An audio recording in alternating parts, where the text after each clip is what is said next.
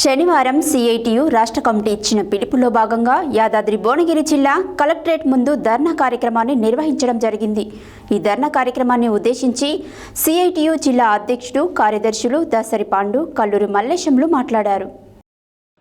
Non permanent కార్మికుల సమస్యల పరిష్కారం కోసం శనివారం సిఐటియు రాష్ట్ర కమిటీ ఇచ్చిన పిలుపులో భాగంగా యాదాద్రి భువనగిరి జిల్లా కలెక్టరేట్ ముందు ధర్నా కార్యక్రమాన్ని నిర్వహించడం జరిగింది.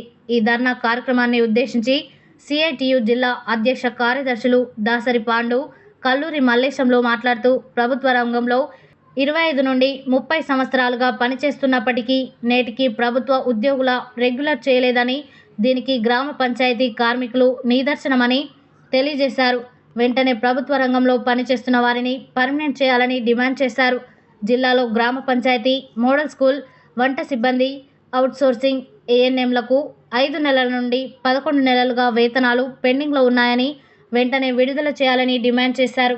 కాంట్రాక్ట్ అవుట్సోర్సింగ్ విధానాన్ని రద్దు చేయాలని, ఈ రంగంలో పనిచేస్తున్న కార్మికులను పర్మనెంట్ చేయాలని డిమాండ్ చేశారు.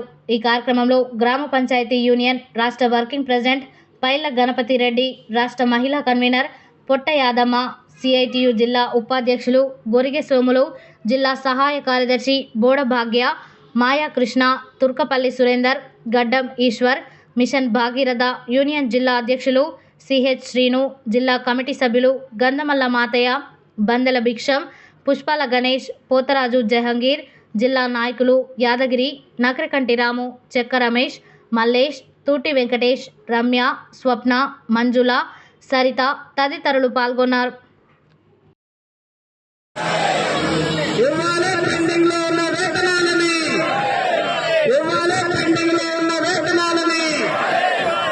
రద్దు చేయాలి కాంట్రాక్ట్ అవుట్సోర్సింగ్ విధానాన్ని, రద్దు చేయాలి కాంట్రాక్ట్ అవుట్సోర్సింగ్ విధానాన్ని, పర్మనెంట్ చేయాలి ప్రభుత్వ రంగంలో పనిచేస్తున్న కార్మికులందరినీ, పర్మనెంట్ చేయాలి ప్రభుత్వ రంగంలో పనిచేస్తున్న కార్మికులందరినీ, రద్దు చేయాలి కార్మికులకు నష్టం చేసే లేబర్ కోడ్లని, రద్దు చేయాలి కార్మికులకు నష్టం చేసే లేబర్ కోడ్లని.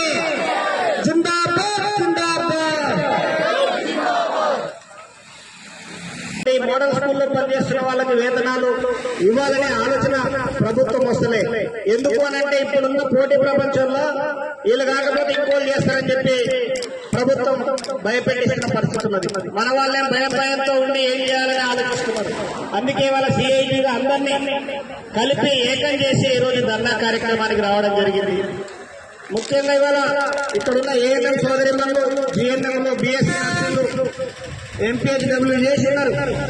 ఇదే కొలువు ఇంకేందన్నా చేసినా ఇంకెక్కువ జీతం ఇచ్చేది. ఆ వస్తున్న దాంట్లో అవుట్సోర్సింగ్ ఏజెన్సీ ఆయనకి ఒక్కొక్కరికి జీతం ఇచ్చే దాంట్లో ఆ ఏజెన్సీ ఆయనకి 5,000 పోతాయి. 30 మంది మన జిల్లాలో 31 మంది చేస్తున్నారు. మనిషికి 5,000 ఆయన కమిషన్ పోతుంది.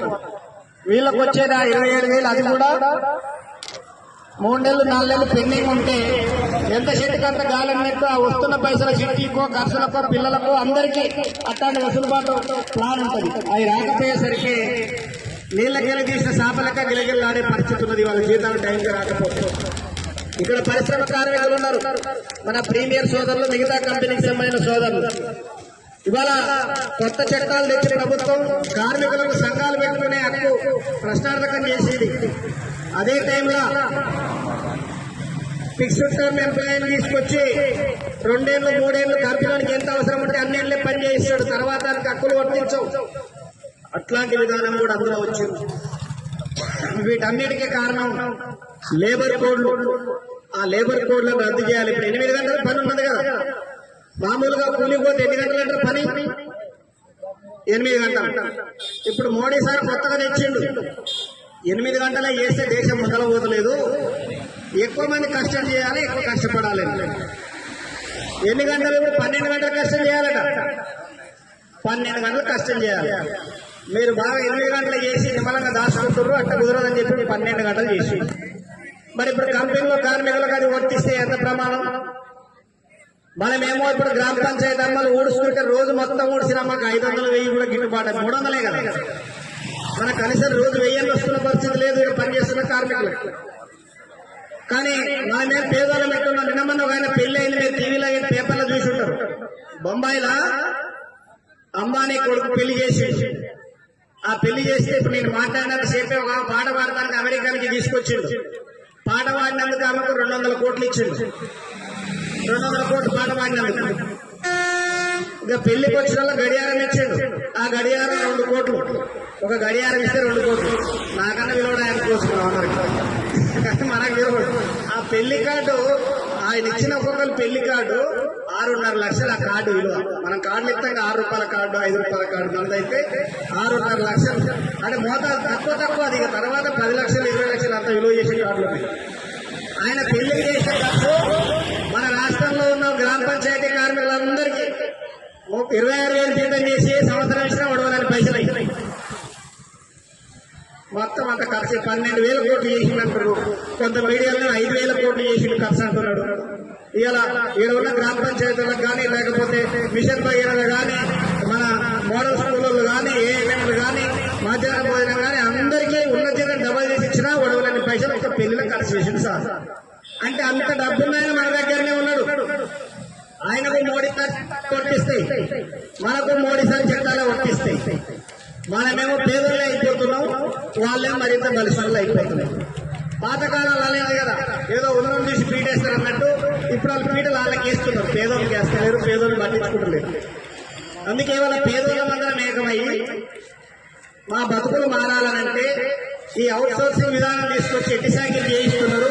ఈ వెట్టి చాకరీ మాకొద్దు, ఈ అవుట్ సోర్సింగ్ విధానం మాకొద్దు అని చెప్పి అడుగుతున్నారు.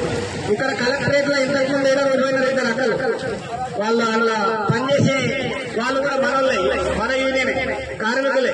ఈ మొత్తం కలెక్టరేట్ అంతా శుభ్రం చేసి మనం ఊరంతా చేస్తున్నా వాళ్ళు కలెక్టరేట్ చేస్తారు. వాళ్ళ జీతము 7,500. ఎంత దారుణం. అలాగే మంచిగా డ్రెస్ కోడ్లో కనపడతారు అంతా, కానీ 7,500. మనం యూనియన్ పెట్టి ఒక నవాలంగా ఇచ్చినాం. ఎమ్మటే సారు ఇక బదులాడుకొని ఒక 1,000 రూపాయలు పెంచి 8,500 చేసి ఇక మనోళ్ళు ఏదే సరిపోతుంది. మాకు 8,500 అనేది సంబంధం.